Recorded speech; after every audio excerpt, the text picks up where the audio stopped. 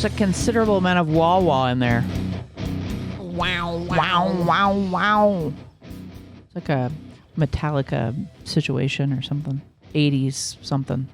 Well, we are talking about the horror films that made us. Yeah.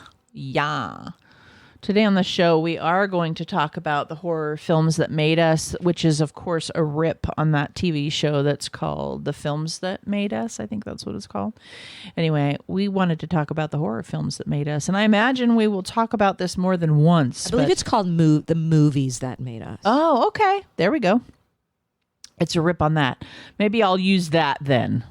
The horror movies that made us, just to be in line with the inspiration. The first movie that I would mention is the movie Alien from 1979. We are just about to have an episode, so please come back for that, where we talk about the entirety of the Alien franchise. So come back next week for that. When I don't know how old I was, but so here's why Alien is important to me. It's a personal story. When I was a kid, Alien came out in the movie theaters. And I'm a member of Gen X. I was, a rogue agent. I was feral and lived on the streets and had a latchkey. I was a latchkey kid.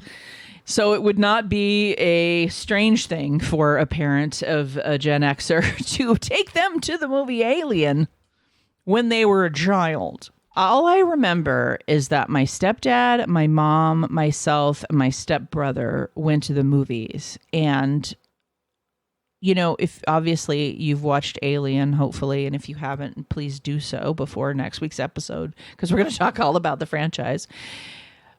There's a moment about 40 minutes in, where the horror really starts. Mm-hmm. For 40 minutes, you are freaked out.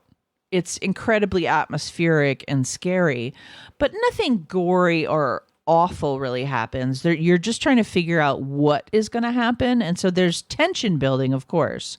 But 40 minutes in, the doodad bursts out of the stomach of the dude at the breakfast table. And I put my head in my mother's lap and stayed there for the rest of the movie. And I remember I would get bored because I was just resting there. And I would look up, and I have this vivid memory as a kid of looking at my stepdad and my stepbrother's faces and how happy they looked, like how mesmerized and like they were just enjoying themselves. When you look at people who have the flicker of the movie light on them, it's such a visceral memory for me. And that's sort of what these movies today we're going to talk about is not so much the list of the greatest hits or the movies that you really love, although Alien is still one of my top favorite movies. It's more like what movies had that visceral impact on us as kids that we still remember. And Alien, because of that experience, and I was terrified. And of course, at that moment in time, I was like, I'm never going to watch anything scary again. Like that was profoundly awful. Yeah. Like, what are you doing to me? I mean, we're going to talk about this on the series, but the movie still stands after all this time. It really time. does. It really does. Stands the test of time. Yes. Well, that's my first one. Kathy, over to you. My first memory, and like Shannon, I'm a Gen Xer as well, which means your parents, for the most part, I mean, give or take some families, I understand I'm making a general statement here, as like horror was like turning on in the cartoons in the 80s. Our general reputation as Gen Xers is that we did whatever we wanted. We did whatever we wanted. And it's true in a lot of ways. Without a helmet.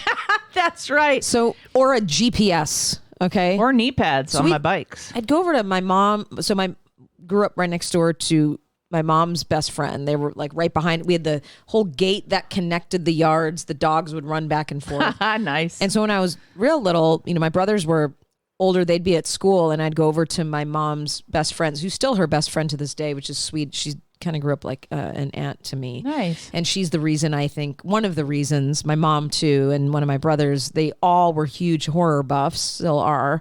And I think that from a very early age, I was exposed to some really grotesque slashers.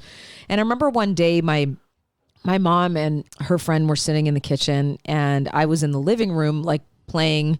And all of a sudden, my mom's friend Donna has just a horror movie playing on like VHS that she probably recorded off of HBO. Yeah. And it's the movie Happy Birthday to Me. It's a 1981 slasher film directed by J. Lee Thompson, starring Melissa Sue Anderson, who was the blind girl on Little House on the Prairie. Oh my God. She played Mary. Oh, the God. plot of revolves around 6 brutal murders occurring around a popular high school senior birthday. The film was shot in Montreal, upstate New York.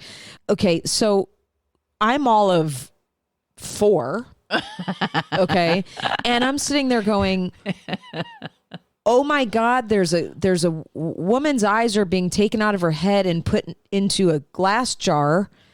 And she had just been like kidnapped, murdered, probably raped. And then in another scene, the cover box, by the way, of this movie, because that's another thing for this time, cover boxes and posters. Yeah. I mean, we're everywhere. You walk into a video store. Like the Alien poster is iconic. This one too. So it's a guy in his leather jacket. His eyes are wide open. His mouth is wide open. And there is a skewer with vegetables and steak on it that's going straight through. He's like, literally, the picture isn't appropriate for a 4-year-old. So I remember thinking in my mind, like, God, I hope no one ever does this to me. What 4-year-old is sitting there hoping they don't get murdered? I would like a skewer not to be in my face. And I'm like, Mom, and she comes in the living room. She's like, okay, yeah. So The 4-year-old had to tell the mom. Then from there, I was terrified and intrigued. I think that's There's what we the connect. Paired association to that. So that was my first one. And it's still a weird fucking movie. Oh, yeah. And we've watched it together, actually. Yeah, but I was terrified to watch it. You were terrified again. But then you survived and all was well. But yeah, I think that's a really important point, too, is that paired association, because I'm aware that what I said about being scared and really not wanting to watch and covering my eyes by basically like laying in my mom's lap with my face buried with my hands over my head, but also getting bored and like moving around and seeing my stepdad and his son mesmerized and I think that the reason why I remember that is because it was so intriguing. Yeah. Like, I was like, yeah, so they're like a curiosity. They're experiencing it really different than I am. Yeah. Why is that? Yeah. So, yeah, that makes sense to me. The next movie that I would talk about is The Exorcist. Oh. So I also saw The Exorcist too young, in line with our upbringing, apparently, generationally. Here's the thing. I grew up in a family that had some loss. Every family does. And one of the reactions to that loss that my mother had was to become, let's say, slightly more religious than your average bear at the time. Now, she was never punitive. It wasn't that kind of religiosity. It was a way for her to manage her grief. Mm-hmm. And I even knew that at the time. Like as a kid, I knew that. Mm-hmm. And she may have even said it, and maybe that's how I knew it. But because it was literally cause and effect, loss, and then all of a sudden we were in church. So, yeah. And it wasn't her first rodeo with church. It was just that's what took her back to church. So at that time, and maybe many Gen Xers will resonate with this, people did something called becoming born again.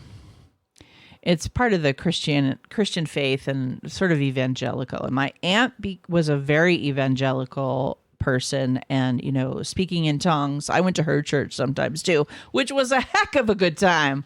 Oh, were they throwing snakes? Oh, we spoke in tongues. We ministered to the homeless, absolutely, on the side of the roads. We were, holy rollers, as they say, like praise Jesus at the dinner table. My grandmother, my aunt were praising Jesus like charismatic out their assholes every after every bite of mashed potatoes. Like it was this is good. Praise the Lord. I just for sure. Praise that is Jesus. like Praise my Jesus. like my holiday dinner tables for I would say 3, 4, 5 years there when I was like preteen, something like that. OMG. It's a delightful. I really have always wanted to write those scenes just for fun because it was just fucking hilarious. I mean, you're all holding hands just praying for the turkey or whatever. And you got my aunt going, praise Jesus. Oh, praise Jesus. Praise Jesus. Thank you, dear Lord. Da, da, da, da, da, da. And like mumbling to herself. Jesus is like, I get it. Yeah. Jesus is like, thank you. Appreciate you. Eat your fucking turkey. Okay. So that's the context, right? So then seeing The Exorcist. Demons. The demons. Like that period of time. And again, it wasn't my whole upbringing, and it didn't even last my whole upbringing. It was this like 3 to 5 year period right in the middle. Like I had an AC/DC poster that was devil worship, of course, and it was like velvet and everything, and like I would hide it behind my door so that I hoped she wouldn't see it, and then of course she found it and ripped it down. So it was that kind of period of life. Got it. So The Exorcist and the demons, and I was convinced that I was going to be vomiting green and possessed, and my head was going to be turning around. You were a secular child, and there was going to be a cross in my hoo-ha, and that the demons were coming, and I was going to pee on the floor because of course no kid wants. I mean, the worst thing that happens in the first 35 minutes is that Reagan pees on the floor. It doesn't get real bad for a while, but yeah. I do remember I didn't grow up that way, but I grew up Catholic, and I remember thinking, like, what if I get possessed? Yeah, I was baptized Catholic. Yeah. So my other side of my family, for the first however many years, like I went to Catholic school when I was like 5, 6, 7 years old, and I had a first communion, and I mean, this was Massachusetts. Yeah. Catholic, No, that Catholics. movie, I mean, even now. And we were all a little bit all over the place. And I know that, these possession movies aren't taken as seriously as they were in the 70s and 80s just because of, the way we view religion now is a little bit different. But if you watch, and we're going to do a series on The Exorcist too with the new one coming out, but if you watch that original, I think to me what's so terrifying is, yes, if you look at it from like a religious movie, it's scary, but it was who this child became, and then the helplessness of the mother, because Ellen Burstyn was so brilliant in that role. She was so good. That it's, to me, when I watch it, it's more saddening than it is terrifying, even though she is still incredibly terrifying when you watch it. Yeah. So depressing. When I watched it at too young of an age, I was terrified. Oh my God. That movie gave me nightmare. Like I was absolutely terrified. I don't have a lot of memories of that movie from when I first watched it. Right. Because a couple of the scenes, of course, for the very famous ones, are the ones that imprinted so strongly first time on you me see her with that makeup on, that the rest of it I didn't even remember. I watched out. Yeah. It's okay. We don't need you to open that up. We don't want you to flood.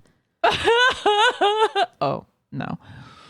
It was just a little bit in line with what was up with the demons, man. Oof. Yeah. And then I went back to church and forgot all about it. Okay, good. I wasn't scarred. I'm so glad. In fact, I became a horror fan. You did. And that's what happens to us. Yes. Right? Yeah. And I probably became, the paired association with that one is probably just like I was not supposed to be watching that movie. The power of Christ compels you. Your mother sucks cocks in hell. Okay. Don't do this to me, Dammy. Don't do it, Dammy. So I have a memory. Do ya? Of the original 1978 Halloween. And this became first I was terrified, and then it became one that now just plays constantly through the season. So for those of you who've been following us. Keeps you company. Yeah, for those of you who've been following us for, our past, however many 5 seasons, you all know that my birthday is 2 weeks before Halloween. So I am a Halloween baby. I grew up having Halloween birthday parties and scavenger hunts in the fall and the smell of leaves and all of that. That I grew up in a Haddonfield type of She was subdivision. Birthed in blood. Birthed in Haddonfield. So when I first saw it, I saw it after I had come out. Otherwise, I would have been like a baby if I saw it when it first came out. So it was a Right. few years later. We were at my cousin's house, and my brothers, they're a little bit older, and they decided to all my older cousins and my brothers, they all decided to put it on. I remember having a blanket over me, Wow. and I was maybe like 5 or 6 or something. And I remember the music. I had my head covered because I knew it was going to be scary. And then, those old Afghans, like with the little holes in them, right? So the moment where the music, not the theme, but the music that, like the soundtrack, I can't really do it, but No. Where the sister's about to get stabbed at the very beginning. I opened my eyes in that scene. I'm like, first of all, I'm sitting there as a little kid going, wow, those are boobs. Secondly, I see a little boy Important stabbing detail. his sister in the boobs. And as a little kid, it was a lot. That's a mess. It right was a there. real big fucking mess. And then just like you with Alien, I had the blanket over, and every once in a while I would open my eyes and I would see Michael. And then from there, I grew up, started watching it. It was a long time though, from that time to when I watched it all the way through. Yeah. And I still think to this day, the scariest part of that movie for me is where he is out in the middle of the day. And my favorite time of day on the actual Halloween day, on the 31st, is that after school period till trick-or-treating time. There is this Halloween energy in the air where people are inside. They're not going out because they're either getting their costumes on or refreshing their costumes or eating, especially if you grew up in the Midwest. And there's this quietness, this crisp fall, quiet, kind of eerie yet cool smell and feeling in that scene in the film where it's that time of day. Because remember, he sees Tommy in the yard of the school. He's walking down the street, and it's about that 3:30 period. That's still a few hours before trick-or-treating.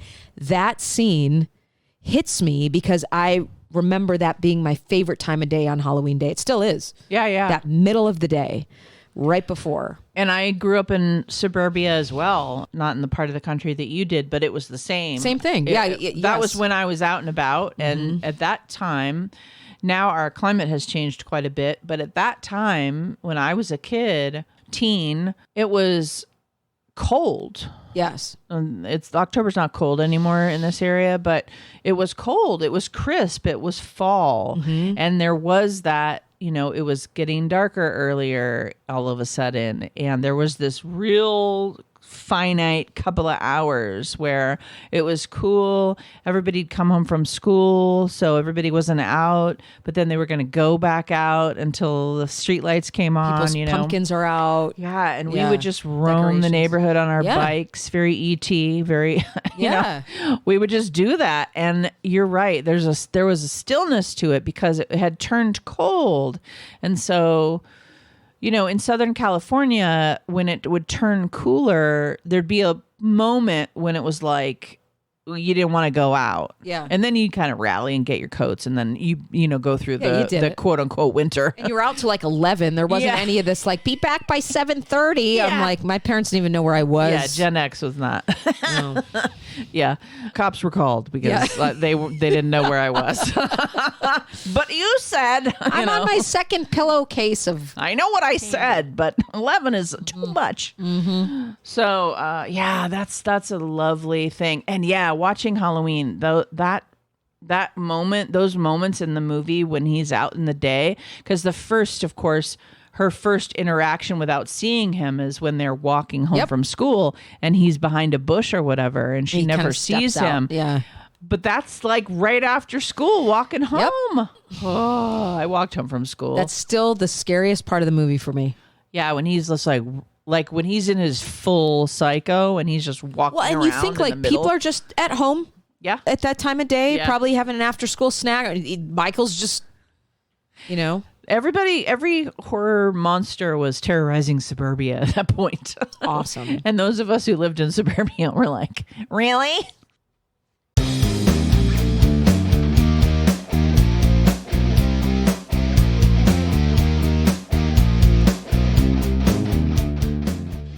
So the last one I'm going to talk about today, we each picked 3 for today. So we have one of mine and one of Kathy's left.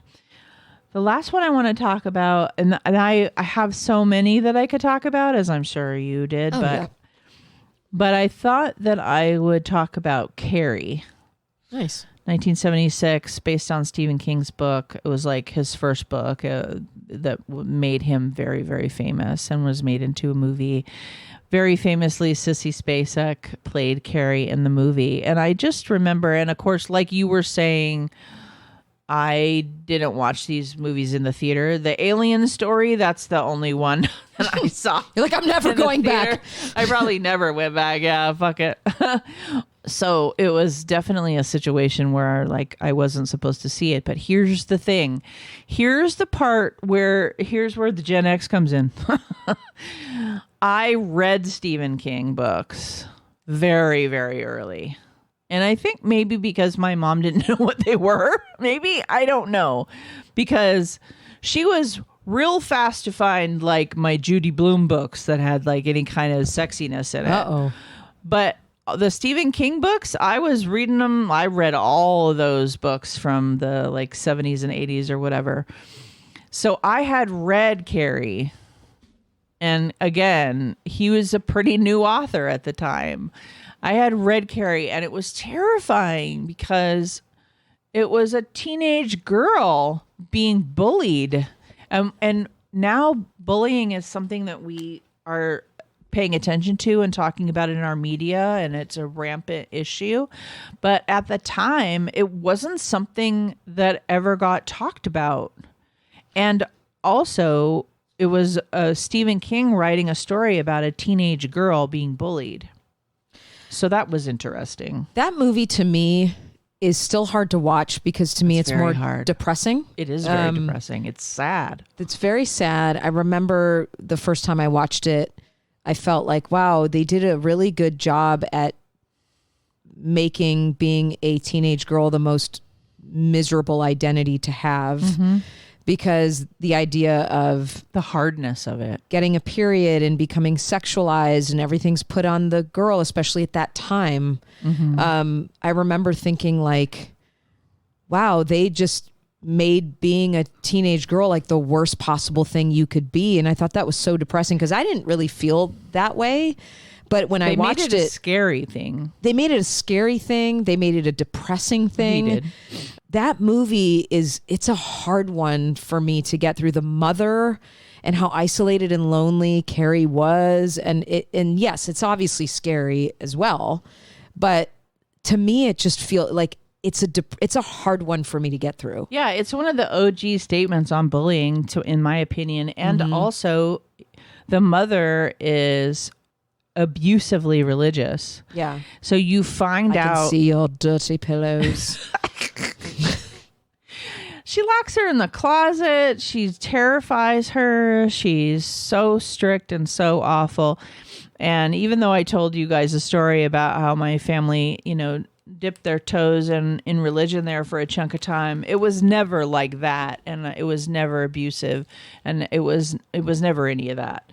So, but also, as we know, when we go to the movies and we have some psychology going on around, in this case, religion, could be anything, and the movie takes it to the nth degree, that's the part that psychologically we're like working through, right? Right. So it's exponential. And so it's so overt in the movies that we can then say, oh, well, it's not that bad in my world. Or we can really just be so fascinated by how it can go awry.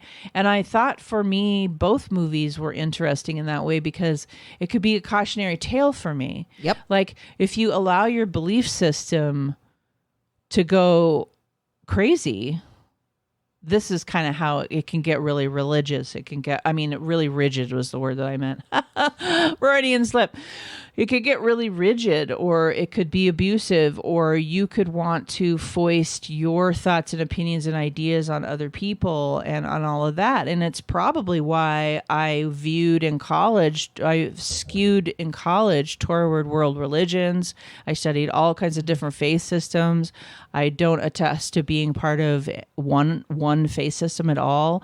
I'm very interested in faith systems, and I read about a lot of different ones. And because I'm interested in mythology, and I see it as some of our most profound and interesting and influential cultural mythology. So that's probably why I skewed that way, is because I had these kind of corrective experiences, not just in horror movies, but in other types of media, but certainly in these two movies that I mentioned today. And that's how some of these horror films made me, because I can see their influence on...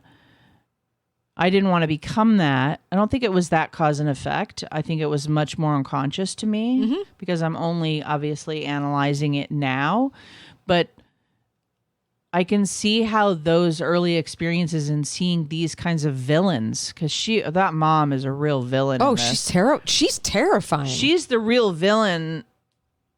Yes, this girl gets bullied and is treated awfully, but that mom turns out to be the real kind of bad guy in this movie. Agreed. Because she creates a daughter who is so scared of her own shadow. That's right. And goes into school and then is scared of her own shadow. And as we do know, we can all have different experiences as girls, as teenagers, but we all definitely know that being a teenage girl, if you let them see you sweat, you're in trouble. Yeah. The vulnerability of being a teenager is very hard socially. It's not super acceptable to be vulnerable as a teenager.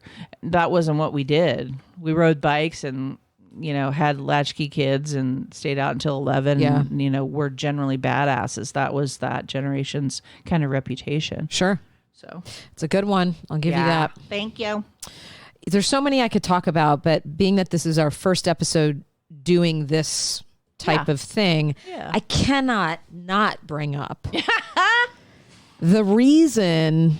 Well, not the reason. I'll say this. The reason for living? By the time this movie became what it was for me, I was a huge horror fan, and I was 10.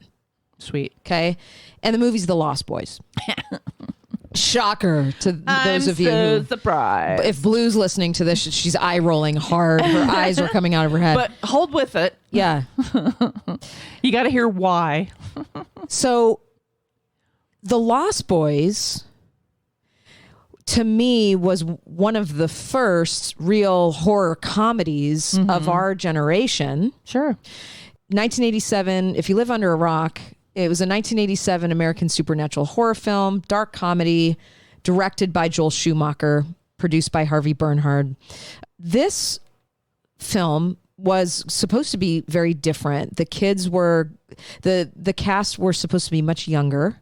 And I think it was either Joel Schumacher, I think it was Joel Schumacher who said, I have a better idea. I want to make them sexy and I want to make them a little bit older. Yeah. And I think that's really what did it, because make them hot. The Lost Boys made vampires cool. They made vampires cool in a way that was also very comedic. It was relatable. It was about, these kids that move from a big city to Santa Carla, which is a made up town. It's comparable. And it was, a lot of it was filmed in San Carlos and San Francisco. And they recreate and make this town that essentially becomes like the Detroit of the Bay. And, it becomes this murder capital. So, Jason Patrick and Corey Haim are the two sons of Diane Weiss. And they move in with her father, the cast is so great in this. If you ever wondered why Corey Feldman became a star. Yeah, Barnard Hughes plays the Diane Weiss' father, and she just gets divorced. So she's like, he took everything, and we got to go live with my father. And guy has no TV. He does taxidermy. There's so much funny stuff. And then on top of that, you have a cast of vampires like Alex Winter and Jamie Gertz and Kiefer Sutherland. I mean, it's such a great mix of sexy and edgy and funny and quirky. So it became sort of this really pivotal moment in horror culture. So I'm going to throw a little shade for a moment as a joke, kindly. Oh my God. To so much premise. All right. That's what you say when you're about to be a dick. Well, listen, we all know Dead Meat podcast, right? Sure. So much respect for you guys. But I laughed really hard because there's such a generational gap. You reviewed this. I watched your review on this, and I already knew going into it, I'm like, this is going to be a tall order because this is one of my favorite movies. Yeah, that would be that would be hard. You guys, it was so funny to me that you both decided you didn't like it the first time you saw it, which I'm like, what? I've never heard anyone say that. I know, right? You didn't really get it. There were 3 comments that just hit me like right in the fucking gut. The first one was, why did Corey Feldman have that voice? Well, I mean, he was a frog brother. He was overcompensating. He was trying to be something. He was trying to be this big deal. It was, he thought he was this manly man, and he was stood all of like 4'11", right? Right. We needed less Corey Haim. No one has ever said that ever. We needed less Corey Haim. Clearly, you missed the culture beat on that. Yeah, for sure. So, and then also not liking it the first time you watched it and didn't understand it. Yeah, no one has ever said that ever. This movie is a generational piece. And so when I listened to that Dead Meat, my rebuttal to you is, you're wrong. And this is one of the best. And honestly, like when it came out, I think Roger Ebert only gave it 2.5 stars. And then it became this cult hit. But there is a huge generational component to understanding why this movie was so important. And for many folks, even if you didn't like horror, it just became an instant favorite. Yeah, I mean, it's of its time. Now, that's not to say it doesn't work anymore, in my opinion. Maybe it doesn't, because there are a ton of cultural references, and on our mini casts we're gonna do the full Universal monsters, and those are all from way back in the day, and so they do have a different vibe, right? The acting's different, etc. So the Lost Boys is the same, yeah, but like, what's not to like? What's not to understand? Well, yeah. It's not complicated. Being confused is a whole other problem. Like, how are you confused? I don't know, but no one's ever said we need less Corey Haim. No, he was fucking adorable. Yeah, and he was the low-key queer character that they just could not talk about. I mean, he's got a picture of Rob Lowe pretty much in his underwear on his bedroom wall. Yeah, I mean, the identity piece. And Barnard Hughes is so brilliant in it. Diane Wiest is so brilliant in it. Jason Patrick is great. Oh my God, I mean, they're all... I mean, it made Kiefer Sutherland, like... It made him. Crazy famous. And what's her face? Jamie Gertz. The hot girl. That star. Like, she says, 10 things in that movie, and it made her a huge star. Tina Turner, saxophonist. I mean... Come on. Come on, people. Vampires everywhere. I have that cover. Do you? Yeah. Nice. That's enough. Yeah, that's all you got to say. All right. Oh, there's a little bit of passion. We had some passion today. Chelsea and James, watch it again. And again, and again, and again. That would be your torture chamber, is just making anyone who doesn't like The Lost watch Boys watch it over and over again with headphones on. All right. Thank you all for coming. Thanks for having us in your ears. We very much appreciate you. Be sure to follow us on all the things.